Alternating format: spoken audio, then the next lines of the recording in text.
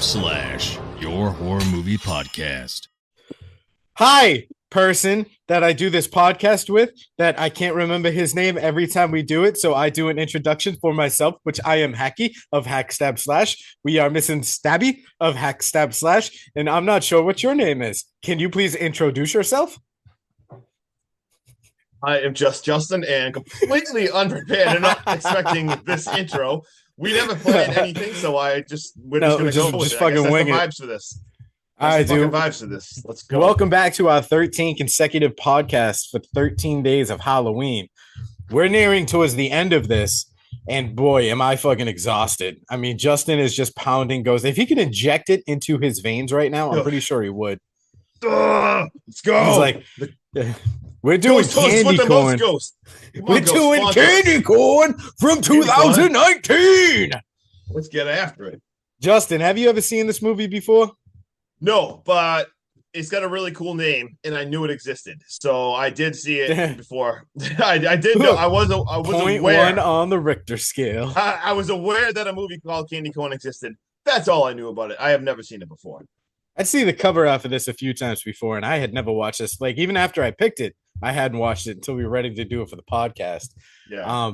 I was moderately excited going into this because I do like my my little man, my little creep show host, my little Dr. Death, if you will. Okay. Yep. I had a lot of fun with him in 31. I think he's a creepy little character.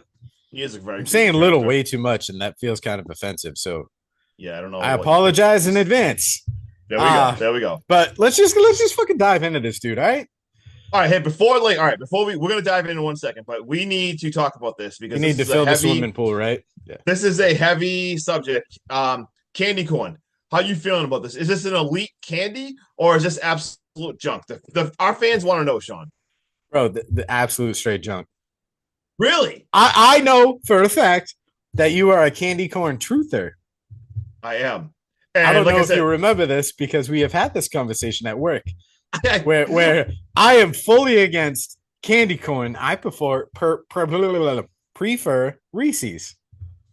I do remember that. Yeah, I forgot. I think I surveyed every single person at our whole entire workplace, which sometimes I do. Yeah. And I feel like more people said no, they don't like candy corn. And I have weird health issues, so I do not eat sugar anymore. Wish I could. But when I did eat sugar, love the candy corn. Give me all the candy corn. Give me the little candy pumpkins. I love it all. And I just feel like we needed to discuss that before we jumped into a movie called Candy Corn. Well, while we're still on candy corn and heavily debated candies and like during Halloween, dude, how do you feel about packing peanuts or circus peanuts or whatever? Dude, I love them so much. My wife makes fun of me so bad. She's like, I don't even know what's wrong with you. Give me the candy corn. Give me the circus peanuts. I love them. How about you? Dude, horrible. That is some of the worst.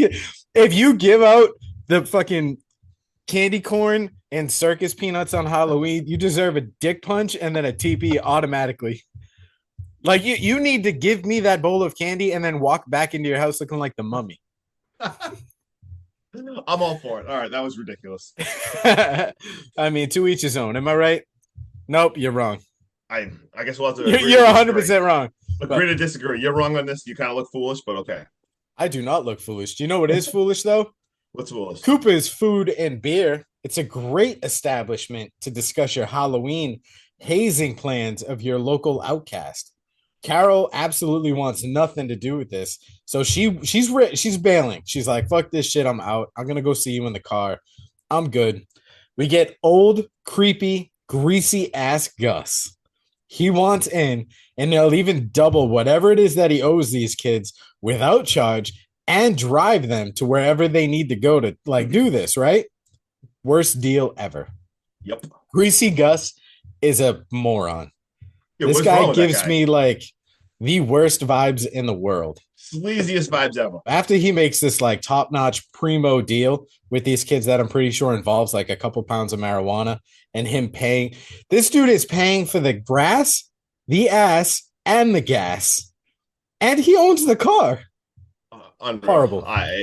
We leave the diner now and we see this kid. We don't know who it is yet, but he's sitting in front of a static-filled TV. I think it's Justin because he is just shoveling handfuls of fucking candy corn down his gullet. Go. He leaves now. And I know this is you because only a fucking psychopath does this. He leaves now and he decides, hey, it's a great time to bike across town while the credits are rolling. And you know what? I'm not going to wear any shoes while I do it because I'm a fucking maniac. You got to toughen up your feet, man. Summer feet, like I'm not going outside with friggin'. I know this isn't summer, I guess, because it's like fall. So I guess that is kind of weird. It's such a bad choice. Yeah, not a good choice. The calluses on this guy's feet are fucking unreal. Yeah. Now we're at your local freak show carnival establishment. The group's on the lookout, like behind trailers. They're hiding, like, I think inside of a tent. They're on the lookout for this kid, Jacob, who is now late for his shift because if he got his shoes while he was riding his bicycle across town to Dr. Death's freak show. Jacob goes to get in a costume. As he comes out of his trailer, he basically just gets jumped by all these dickheads, and they literally beat him to death.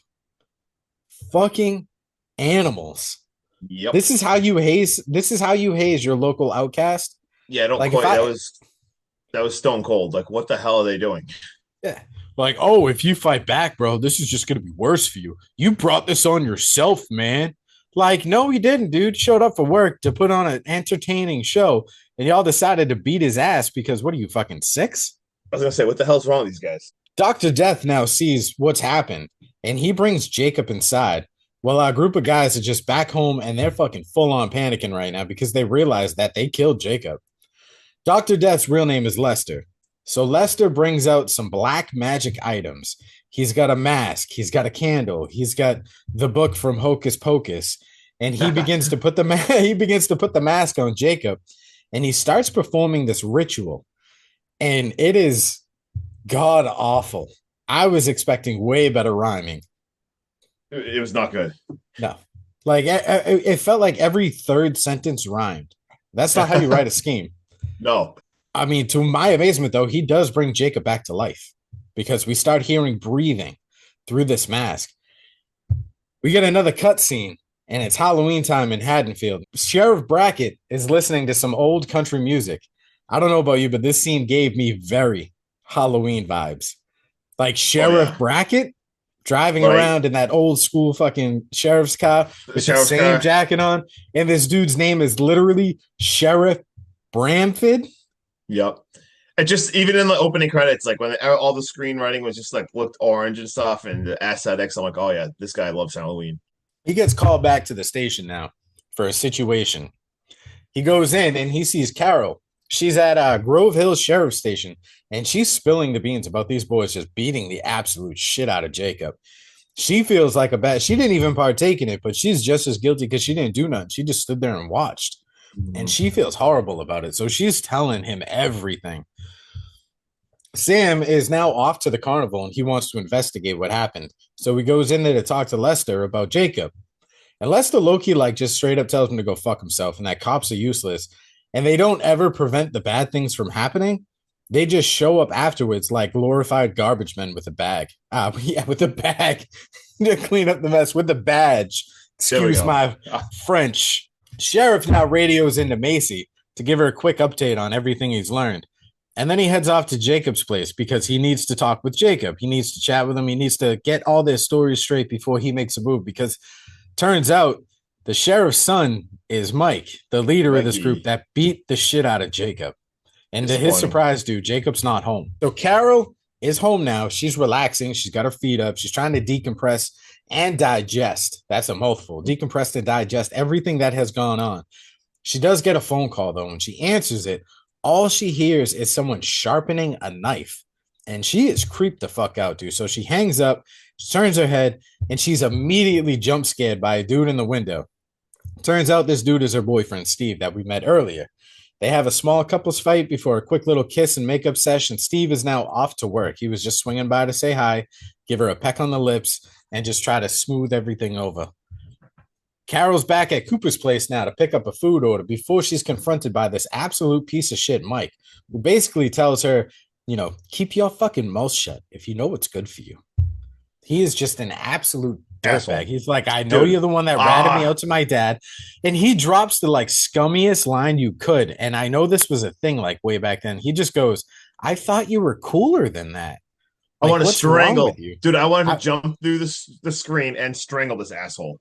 Bro, in my notes, it literally says, I want to jump through the screen and punch him in the throat. Yes, all the throat punches. Such a piece of shit, dude. We get greasy ass Gus now. He shows up and he's late for work. And he starts talking about, oh, I had a rough night last night. Asses were getting, pounded and pounded, if you know what I'm saying. Yeah, dude, his exact quote. I got to jump in here because he literally walks in like talking like he's wicked cool and trying to impress this guy. And he's like, hey, like, I had a wild night last night. Stuff you'd always like only dream of. Like there was lots of asses. Some kicked, some sticked. Who says that? Like, dude, it was so creepy. And the dude behind the counter is like, oh, you're so cool, man. Yeah. He literally tells him he's cool. Like he gets so hick with it. And thankfully, dude, we don't have to deal with nasty ass Gus no more. Because nasty ass Gus goes out back and we get a trick scene.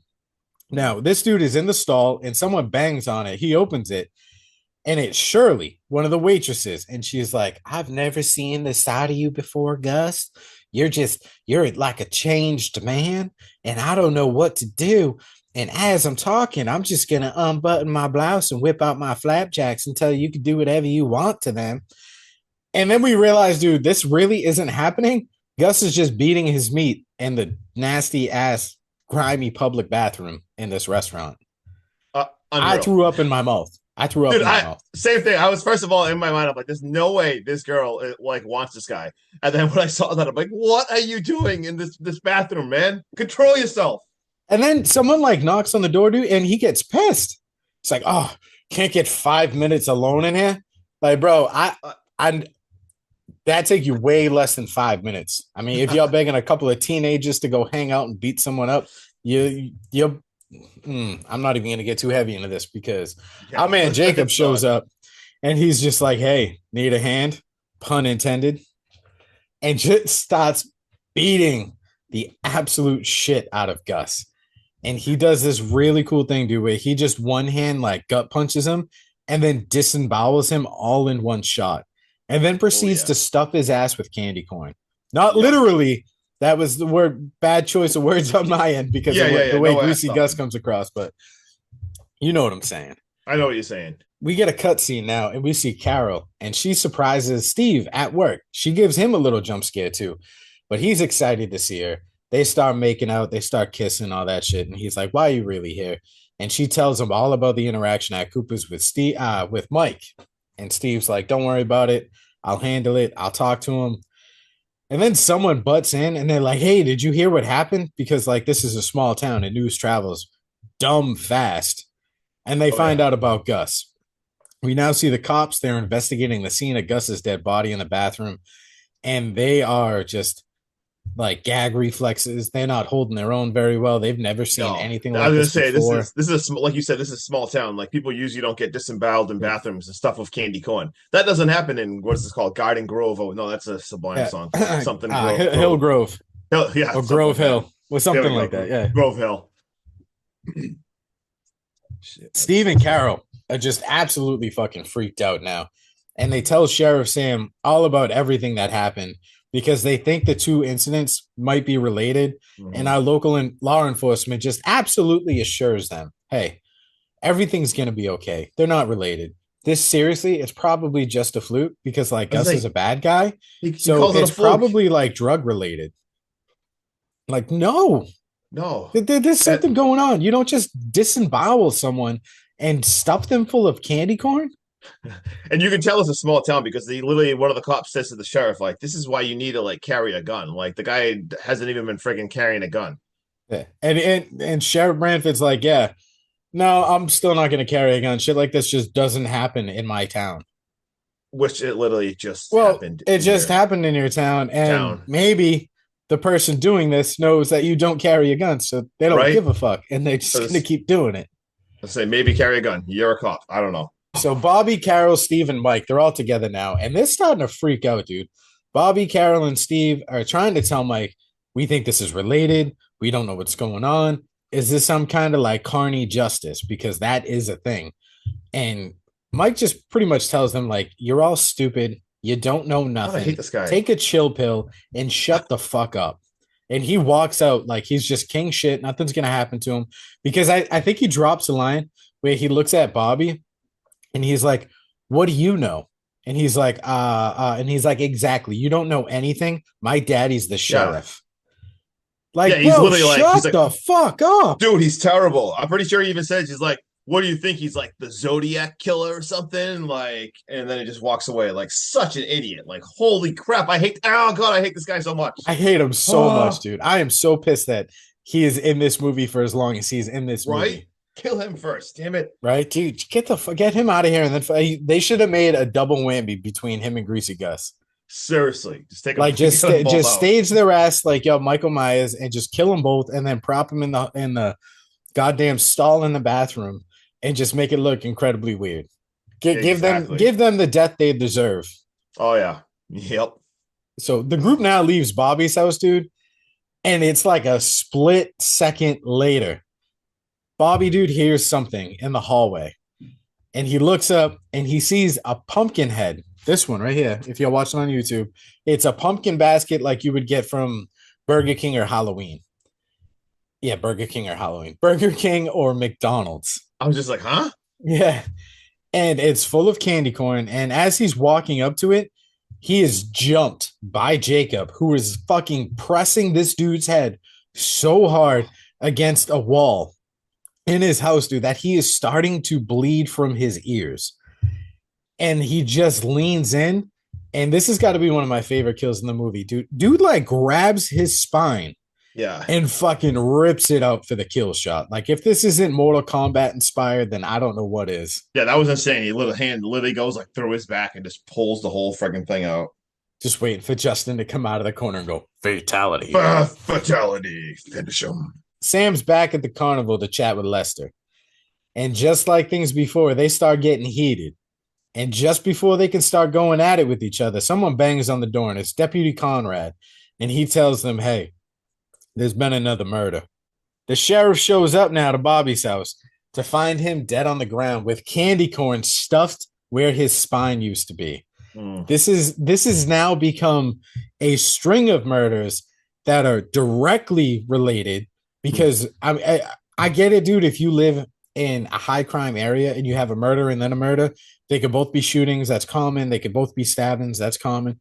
But how many murders, Justin, are you going to find within a 24-hour period that then have the victim stuffed with fucking candy corn? I was going to say that a candy corn related. Like, red flag, red flag, red flag. I'm throwing the flag. Throwing the damn flag.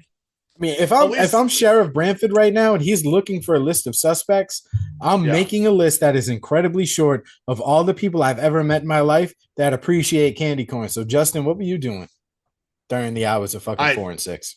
I was innocent. I have an alibi. I swear. I was at work. Don't put this shit on me, Ricky Bobby. Don't you put this on me. But at least, thank God, the cops like finally like realized like they should probably take it serious when he freaks out and he's like, all right, we're blocking the town off. We're doing curfews and getting the shotguns. We finally see this guy grabbing some shotguns. Like, let's go. Fucking took him long enough. It definitely, slow reaction, but at least he's kind of getting a little angry right now. And then you could tell it's such a small town because, like you said, the curfew, they're like, no one out after 6 p.m. Then they send Conrad with a single cruiser to block off the only way in and the only way out of this town, which is Route 71. Oh, yeah, one thing, just blocks it, puts one flare down, and he's like, there we go. Perfect. It was so dramatic, too. See them drive out there and he just stops like, oh my God. Dude, so the town's on lockdown and the cops are on their way to Jacob's house. They break in and they find it almost like fully empty. No one's in there, no nothing, but they can smell something. So they're looking around. They're trying to find Jacob. They think Jacob actually might be dead. That's the vibes I was getting. And they pull this, that you hear Deputy Conrad, I found something under the bed. They go up there and they pull out what we now see is a fully decomposed, maggot-riddled body. I think this might be his parents. yeah, so like as soon as I saw this, like this reminded me of Seven so bad when they're like, "Don't look in the box," like "Don't look Yeah. in the box," because Oh, like what's there's in the like that box? there's that creepy like vibe and like building and building, and like you said, they pulls it off, and like you said, like holy shit, like this is it, yeah, this is a fully rotten corpse, absolutely disgusting. And after that, they literally like it cuts to Steve and Carol, and we see that they're having a nice makeout session. They're having some fun with each other. And we even see Carol make a mistake. I don't know if you heard what she said. She actually had to leave, and she said, "I'll be right I'll back." be right back. Don't say that. Like, holy shit! Like, clearly this took place before Scream, but she hasn't seen that. And we get a carnival shot. Screen. Oh my god! We shoot over to the carnival real fast, and we see like a bunch of all like the carnies talking and everything. And we see like Dr. Death comes out, and they're like, he's like, "What is happening? Like, what is all the whispering about?" And we see Bishop Gate, my man Tony Todd. Let's go. Let's go, Tony Todd. Still not 100% sure I understand his purpose and the character of this movie at all, but love Tony Todd. And he's basically just like, "What is happening? Like, tell us the truth. Like we all need to like die with a little dignity. Like, and the guy is just basically like, look, like, sit the fuck down. I never die. Like, okay, so I'm just gonna say, Justin, through this whole movie, this yeah, little back and forth between them two is hands down the best line delivery in yeah. this entire movie. Dude, Dr. Death, I feel like honestly, like I was gonna say to my notes afterwards, but I feel like he carried the movie. Like his acting was actually really good. I thought Doctor I forget his real name, but he was actually really, really good. But yeah, he basically tells him to F off, he never dies. And then we flash back to Carol now, and we see that she is doing a nice little sexy striptease. And yeah, exactly. She's like in front of a projector screen and everything. But wait, I don't see Steve. Did you see Steve? I didn't see Steve. What do we do see? Right behind Sean again, if it like I said, if you're watching on YouTube, we see the Halloween bucket. That's not a good scene. That's not a good sign at all. And we get a quick flash before we get back to this. We get a quick flash back to Dr. Death. He's giving like this epic speech right now, at least in his mind. He thinks it's epic. He's basically saying, like, look, guys, we did no wrong. The world is a wretched bitch and took one of our own. And the town is coming for us, freaks. And you know what? We're going to give them what they're looking for. And then we cut back to the little sexy striptease. And all of a sudden, we see Steve. And Steve is staggering out, and we see he is dripping blood, and we see Jacob behind him. And Steve falls and collapses, and he is dead. He ends up grabbing Carol, and he rips her friggin' tongue out. Like he grabs her by like the tongue and pulls her friggin' tongue. I'm gonna be 100% honest. Yeah. Right up until he went after Carol, I thought for sure because she went to the cops, which you're supposed to do. She confessed, which you're supposed to do. Yes, she was there, but she didn't physically like attack him. She didn't do anything to stop it. But I thought maybe he was going to let her slide and only take his vengeance out on the group of guys. Oh, 100% not expect. Even when she got her tongue pulled out, I still expected her to pop back up and just like be fine. But we see her tongue ripped out and she falls. You see that she is dead. And then you see Jacob actually oddly collapses.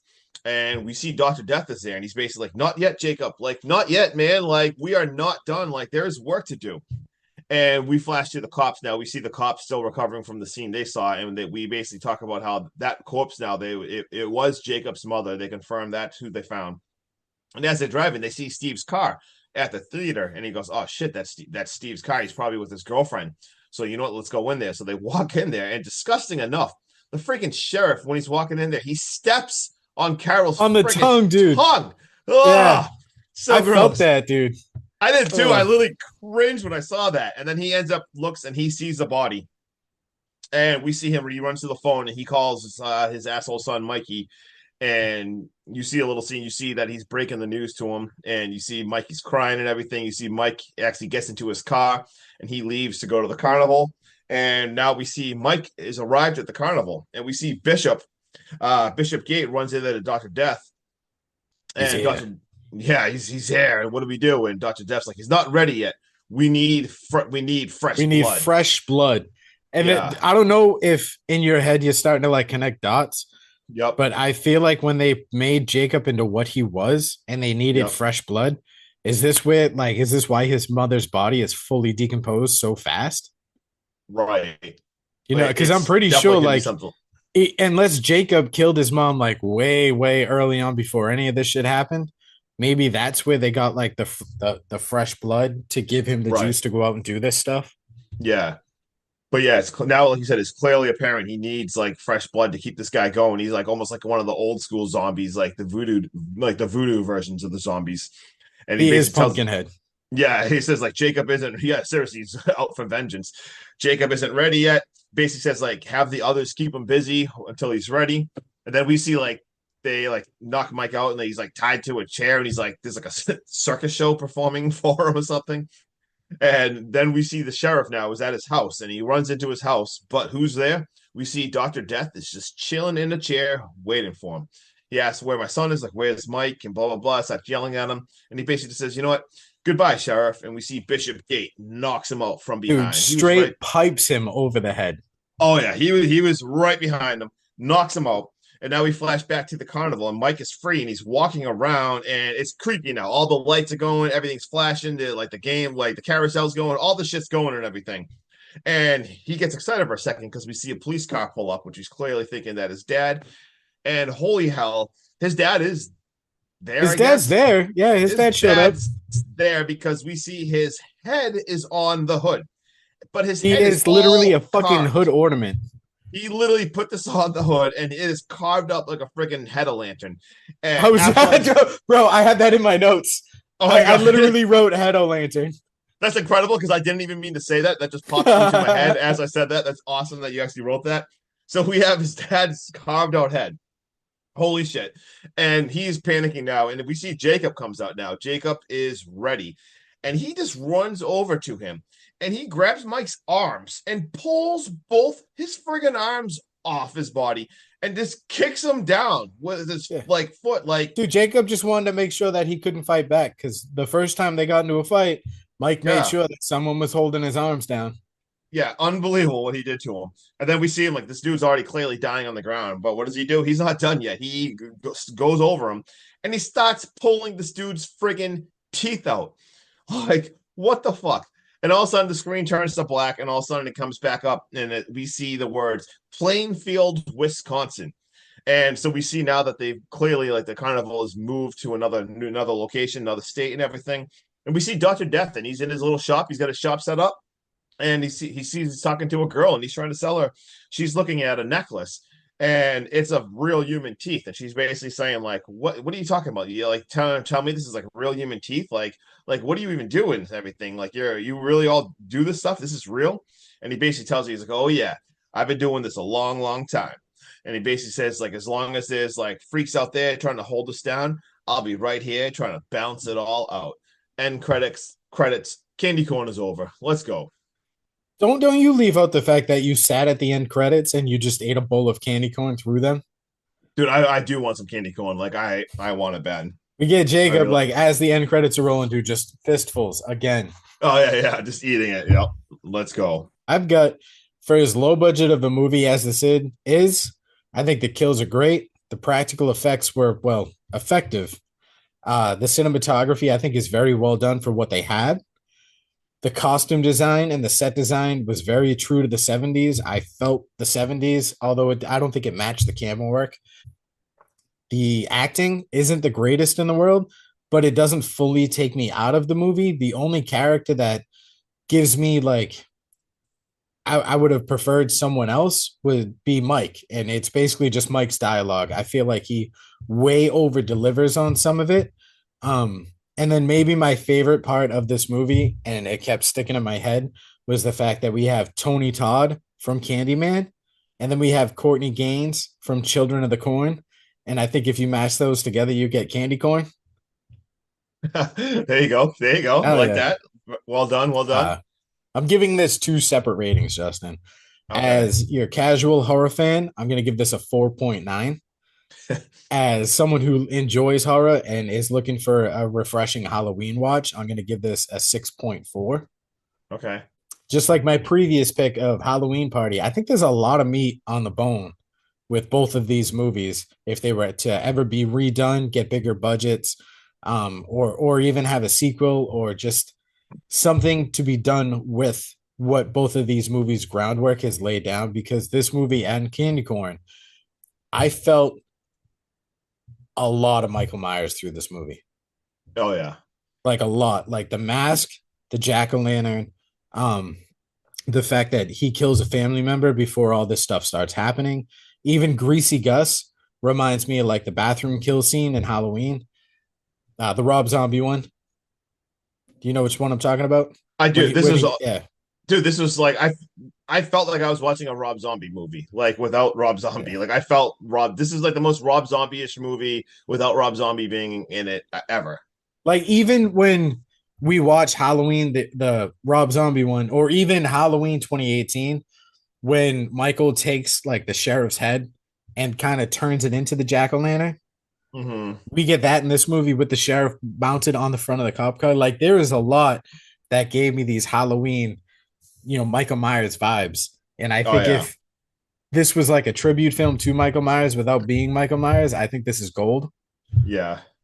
But there, like I said, there's a lot of meat on the bones. There's a lot of room for improvement, but this is a decent watch. All right, all right. This kind of hurts me to say because I love like low budget indie stuff and I love slashers so friggin' much. I mean, even I'm pretty sure I rated Halloween Party. That was a low budget stuff. I think I rated that You like got it like way a higher seven than two. yeah, I like really rated that really good. Unfortunately, though, like I said, like the name of the movie's badass. The opening like scene, like first I thought the acting was terrible, but then like the aesthetics look really cool. I love the cameos, wicked fun.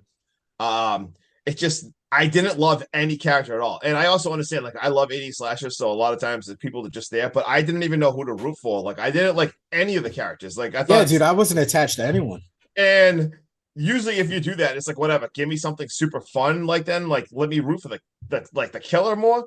But even the killer, like the kills were like okay, but nothing was like overly like suspenseful or scary. So I kind of didn't even care for the killer.